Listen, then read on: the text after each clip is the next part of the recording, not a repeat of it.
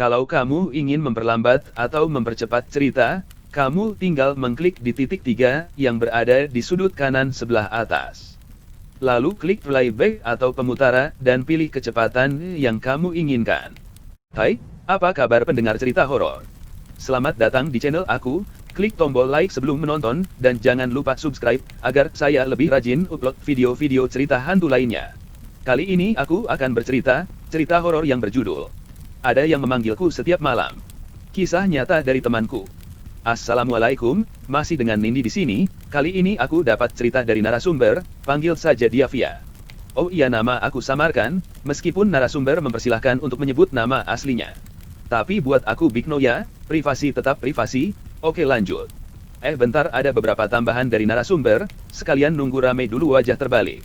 Cerita ini dimulai ketika 2 tahun lalu Via dan keluarga pindah. Ayahnya memutuskan untuk membeli rumah, karena mengingat kontrakan sebelumnya kecil hanya memiliki 1 kamar, nah rumah yang baru dibeli ini memiliki 2 kamar tidur. Via sudah dewasa jadi udah seharusnya memiliki kamar tidur sendiri. Letak rumahnya dekat gunung di Tasikmalaya, di mana memang rumahnya dikelilingi oleh sawah yang memang selalu ramai pada siang hari.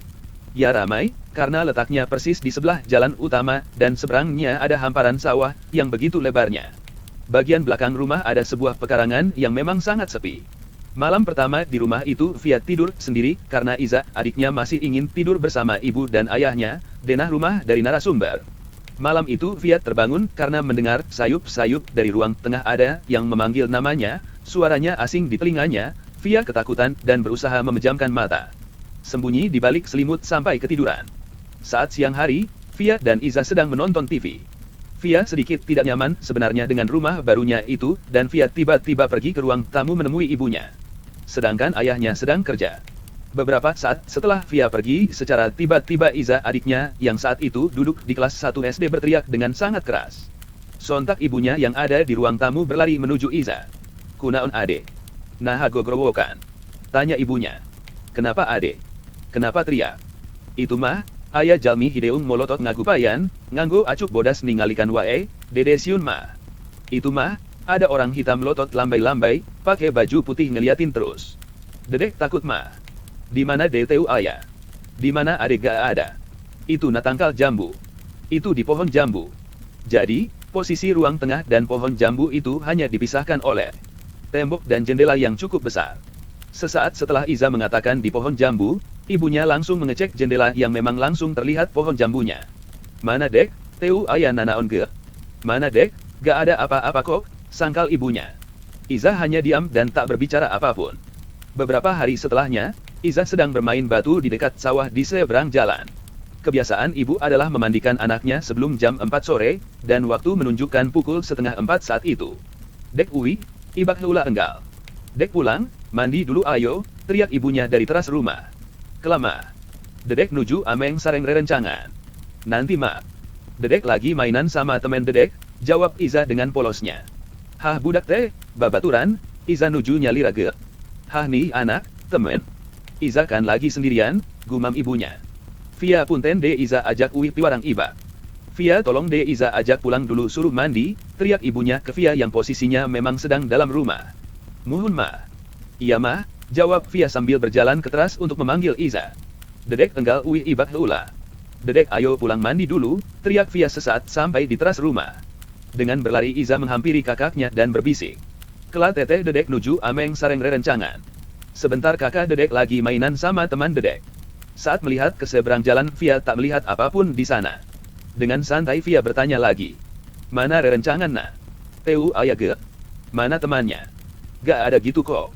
Ayah teteh, ngan hoyong ameng nah sareng dedek hungkul." "Ada teteh. Cuman dia maunya main sama dedek." Dengan bingung-bingung Via menyuruh adiknya memanggil kedua temannya. "Sok sauran, terus taros Bumina di mana? Coba panggil, terus tanyain rumahnya di mana." Dengan wajah yang sumringah Iza melambaikan tangan ke arah sawah, yang tidak ada siapapun di sana. Langsung aja Yaga pakai translate Sunda Indo percakapannya. "Rumah kalian di mana?" Iza tampak berbicara sendiri. "Kalian? Enggak cuma satu dong," gumam Via. "Mereka kakak adik. Dua-duanya. Cantik-cantik lagi. Coba dedek bisa cantik kayak mereka ya. Asalkan kalian tahu, jalan itu hanya ada TPU di sana. Dan hanya ada beberapa rumah. Udah dek ya mainnya. Temanmu suruh pulang dulu. Besok baru main lagi, kata Via dengan nada yang sedikit takut. Udah kalian pulang dulu, aku mau mandi dulu, ucap Iza kepada temannya itu. Terulang lagi malamnya Via tidak bisa tidur karena ada yang memanggil-manggil lagi namanya, Via Via Via.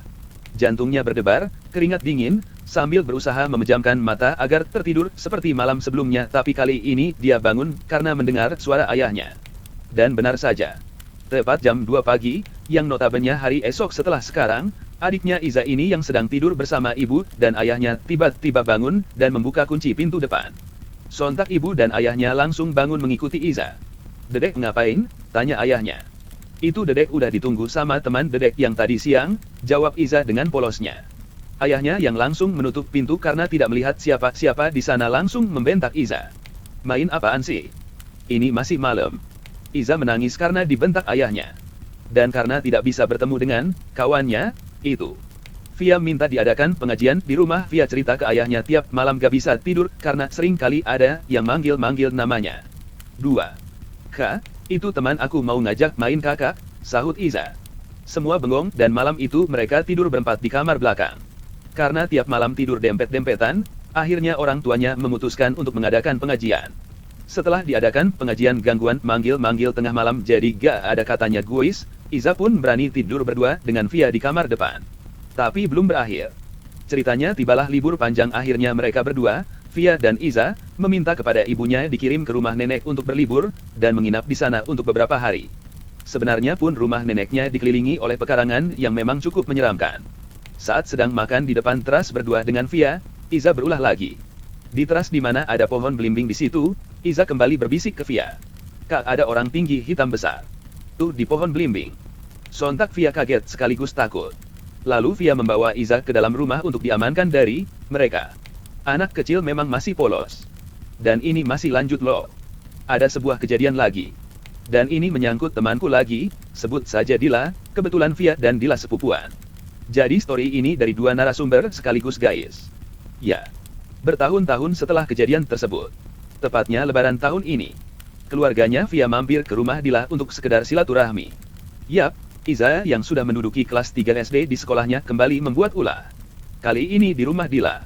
Saat semua orang sedang bercengkrama, kali ini Iza tiba-tiba menangis. "Kamu kenapa nangis?" tanya ibunya. "Itu mah Dedek diliatin terus sama embak-embak yang di pojok situ." "Mana nggak ada siapa-siapa," sahut Dila panik. Karena kamarnya memang di depan. Hanya berselang satu kamar dengan pintu depan rumahnya. Dan tiba-tiba Iza menangis tambah keras. Seolah dia tak ingin melihat apa yang dilihatnya. "Kamu kenapa sih? Kok tambah keras nangisnya?" tanya Dila perlahan. "Dan di sini yang menurut saya paling creepy. Aku saja merinding ngetiknya nih." "Oklah lanjut aja ya." Sambil dirundung rasa merinding hahaha. Iza menjawab pertanyaan Dila dengan sangat serius. "Itu embak-embaknya ngeliatin Dedek terus. Terus habis ngeliatin, dia senyum abis itu langsung terbang ke kamar depan itu. Ada fotonya dong. Untuk melihat foto yang dimaksud di dalam cerita, kamu dapat mengklik link yang ada di deskripsi." "Anjirlah kamarku di sebelah, dong," kata Dila dalam hati. "Lah dik, itu embaknya jahat apa enggak?" tanya Dila sambil sedikit gemetaran. "Enggak teh, enggak jahat cuman kadang-kadang jahil," jawab Iza yang sudah tidak menangis lagi. "Jir yang bakal dijahili aku pasti ini." Iza langsung menyarankan agar setiap malam lampu kamar itu dinyalakan. Walaupun memang tidak ada orang yang meninggali kamar tersebut. "Aduh aku merinding. Yuk lanjut ya, karena tinggal sedikit lagi."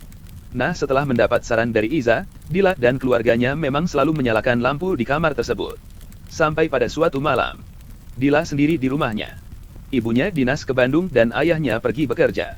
Tiba-tiba Dila teringat bahwa lampu kamar di sebelah kamarnya belum dinyalakan. Dila menganggap hal itu tidak terlalu wajib dilakukan dan Dila membiarkan lampunya tetap mati. Saat Dila terbangun dari tidurnya, dan melihat jam di ponselnya menunjukkan pukul 22.47. Dengan mata yang sedikit sayu karena baru terbangun dari tidurnya, dia mendengar ada yang mengetuk pintu kamarnya. Padahal memang tidak ada orang di rumahnya selain dia. Dengan sedikit takut dia membuka pintu kamarnya secara perlahan. Dan kalian tahu apa? Tak ada siapa-siapa di sana. Dia berusaha memanggil ayahnya padahal dia tahu tak ada siapapun di sana. Dengan perasaan takut Dila mengambil jaket dan langsung menemui temannya. Dan menyuruh temannya untuk menginap di rumahnya. Keesokan harinya memang langsung memanggil Kiai untuk membersihkan kamar sebelah. Dan sampai saat ini, Dila dan keluarganya tak lupa untuk menyalakan lampu di kamar tersebut. Oke, sekian dulu. Aku sedang berusaha untuk meminta narasumber memfoto kamar tersebut. Tapi kayaknya orangnya udah tidur.